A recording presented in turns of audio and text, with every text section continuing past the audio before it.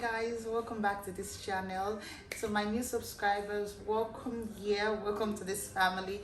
To the old subscribers, thank you all that reached out to me through my DM, through my mail, and through my social media, and just asking, Iamwinyjoe, where have you been, and all of that. So I know that I have not been online for a very long time and have got a very good reason for that. So now let's talk about just surviving Nigeria. This is going to be like a very candid vlog, or is it vlog or video? Whatever. So I'm just going to be very candid in this video. So the thing is, surviving Nigeria right now has not been so easy, and with the way the present government is going about their policies and all of that, it's not easy for any Nigerian at all. In fact, those of us that are even trying to leave so that we can have a more quieter and more fulfilling life, you see the government bringing out new policies to frustrate us and all of that, but we're not going to go our head too strong. Yes. So right now, at this moment, surviving Nigeria is a very big deal. I mean, if you're able to get your visas and it's not possible for you and your family to actually leave, it's covered that. It's a dream come true. It's a very big dream come true. Before Buhari came into power, the present government, you see, life in Nigeria was, in fact, much more better. And a lot of Nigerians didn't appreciate this, and you see them online at that point in time saying, oh, good luck, Jonathan, you don't know what you're doing, you're too soft, or you're clueless, you're this and that and that. And good luck, Jonathan told us one word and saying that you all will remember me when I leave this position, when I leave this government, when I leave this Aso. And truly, we are all starting to remember him. I mean, you know what? I wanted to bake a cake for my son for his graduation, and then a little cake that we usually bake for 3,000, 4,000, and of which that the actual cost of the cake going to the market to buy in flour is not up to 1,500. You wouldn't believe that they were telling me 10k, 15k, and what happened? They said a bag of flour right now is 18,000 naira. A bag of rice is about 30,000. A bag of a gallon, like 4 liters of groundnut oil, is about 5,000 naira. 4 liters of palm oil is about 4,000 naira too, and so many other things. The cost of living in Nigeria, it's very high. And looking at the salary standards, it's clear that you really can't even do much with your salary. And that's how the question of how do we live here, how do we live this misery, that's how it all came back. In fact, that's how it came out, sorry. In fact, right now, with what is going on about the CBN policies, CBN, I don't even know how they became clueless, like bringing out new policies every day that doesn't benefit the people. Dollar before in Goodluck Jonathan time was like 197 naira for a dollar. Now you wouldn't believe it's 520 naira. 520 naira within 2 days, because of an announcement that CBN actually released saying they're no longer selling to BDCs. All BDCs should go directly to the bank to buy and all of that. So now people that want to leave the country, how then do we buy foreign exchange? How then we buy dollars for our visas and our shares and so many other fees that is not considered legal by the bank? When you go to the bank right now, you say, okay, I want to do a form here. Form here is like an application form for assessing forex from the bank, assessing pounds, dollar, euro, yen, and whatever from the bank. Now, the only category of people that can assess this is just people that students, international students that are about to pay their fees, then medical fees, then personal travel allowance. And for that personal travel allowance, you have to have a return ticket, and you can only access it like 14 days before departure and all of that, and you can only access $4,000 in a quarter. A quarter is like from January to March is a quarter, so you can only access $4,000. You can imagine how hard that life is. And then what else again can you access with the Form A? I think I've said the medical, I've said the fees, I've said the BTA, and then the BTA, that's business, traveling allowance, and then what else again? I think that's just basically all. So now, yeah, and then they said SMEs. Now, those other needs that requires you to have dollar for payments, like international transactions and all of that, the bank would sell dollars to you. You would have to go to the black market to buy at a black market rate. Now, CBN coming to tell us now that they are not going to sell to the BDCs, which is our source of foreign exchange. This is our source of foreign currencies. They said they're no longer going to sell to them, that everybody goes to the bank. How? And hence the increment in dollar. Before we were buying it like 500 and we were even struggling to buy it. Now 525. Now let me tell you the effect of this in our everyday life. You know, there are some people that say, well, my business don't deal in dollars. Well, you see, Nigeria is a consuming nation. We don't produce anything. So you see that your matchstick, yes, it's going to increase. You see that your body cream is going to increase, your powder, your vehicle, fuel, everything is going to increase. The normal man, the everyday man on the street can't even afford to eat anymore. And this is sad. This is very, very sad. So surviving Nigeria is really, really a great skill. It's a great skill. I mean, how can you even survive on 30,000 naira salary?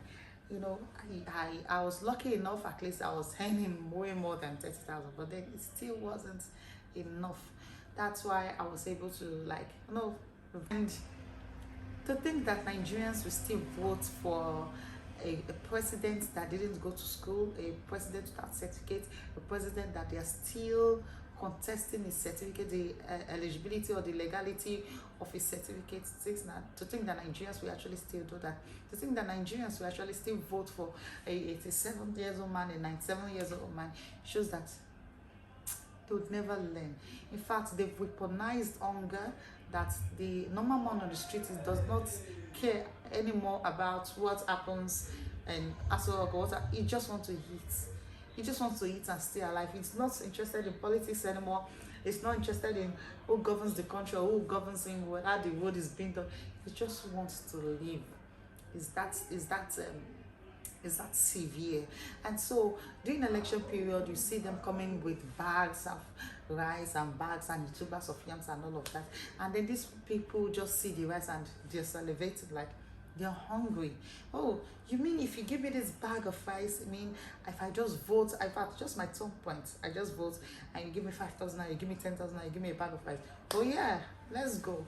And you see them selling away their future over and over again, over and over again. You see, hunger has made Nigerians become a people of lesser integrity. That's why you're seeing fraud prevailing. That's why you're seeing stealing, robbery, kidnapping, and all sorts of vices, social vices. That's why you see it prevailing. If the government can actually attend to some of the needs of the people, you see that some of these things will actually reduce. It will reduce. So it's very, very, very difficult to stay in Nigeria and say, okay, I want to stay and earn an honest living. I just want to face one job. And funny enough, you even have the strength to work 2 jobs, 3 jobs, and you're not even seeing the job because they want you to come to the office by 7, and the time you're going to for vehicles that just passing. So by the time you're going home, it's like 5 o'clock, and then you meet the traffic on the way and all of that. What strength do you want to use to do another job? Except you're into affiliate marketing, like I always say in most of my videos, that's another source of income. If not, if you're just solely focused on one source of income, I don't see it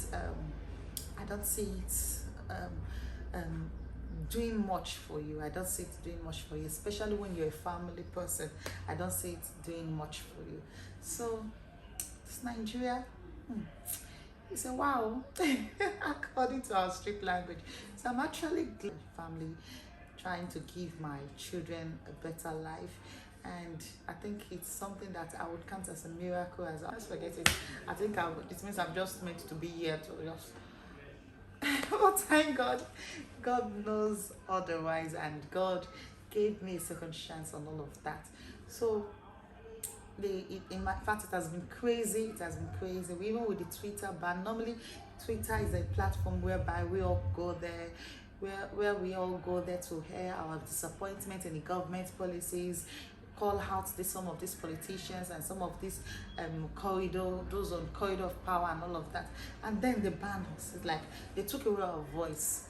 And now, for you to access Twitter in Nigeria, you have to use a VPN.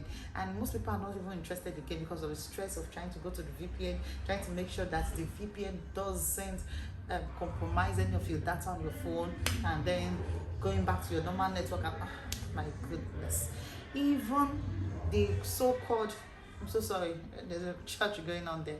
So even the so-called opposition party, they are not even behaving like an opposition party.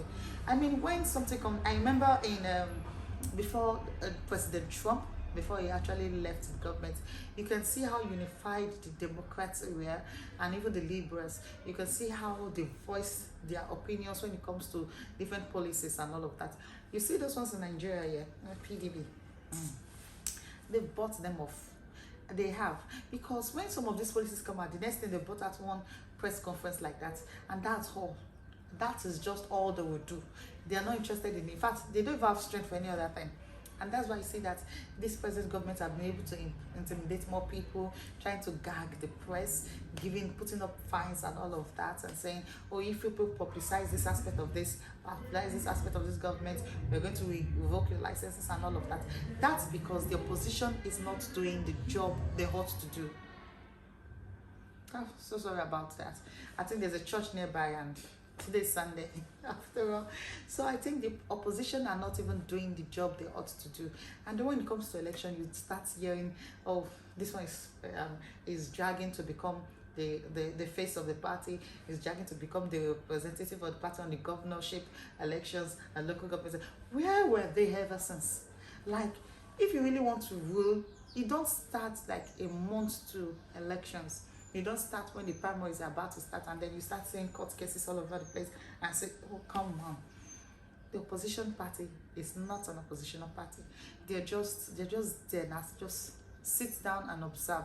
Like, as though this present government knows something we don't know about them. Like, if you talk, we're going to expose you. That kind of thing. And because they've been in power for so long, they all feel that they could easily be indicted and all of that. So I think that's part of the reason why they are gagged, why they can't even voice out any oppositional words. Because the moment people that actually voiced out, you see them, the next thing they've cooked up charges against them and said, oh, EFCC is looking for you for money laundering, DSS is looking for you for security purposes, and all of that. So they've been able to intimidate them into silence, and that is not good for Nigeria. So right now, anybody living in Nigeria, they deserve an accolade.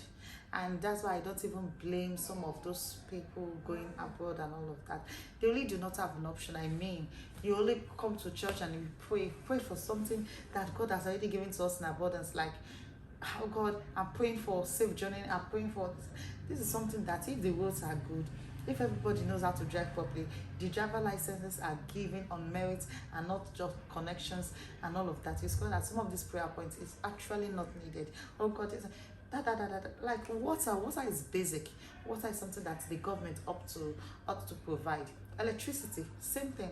I mean, businesses are folding up because there's no electricity.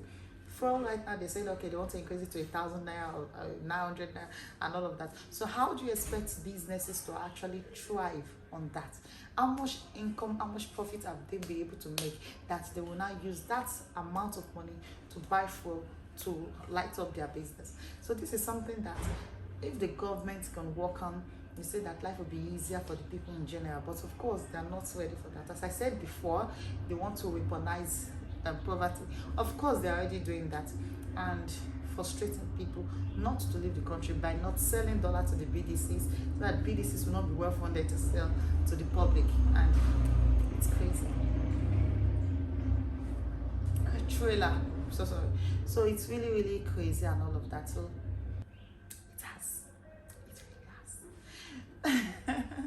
So my dear friends and my dear support, I'm going to be just sharing about how to leave the country, different ways you can use to legally have your visas to leave, and how to navigate around basic issues that could come up.